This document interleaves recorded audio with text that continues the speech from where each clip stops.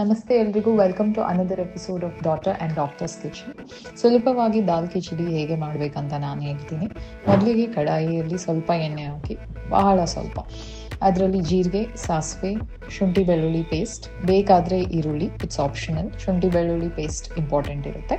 ಅದ್ರ ಮೇಲೆ ಟೊಮ್ಯಾಟೊ, ಒಂದು 2 ನಿಮಿಷ ಅದನ್ನ ಬೇಯೋದಕ್ಕೆ ಬಿಡಿ. ಇದ್ರ ಮೇಲೆ ಕರಿಬೇವು ಹಾಕಿ.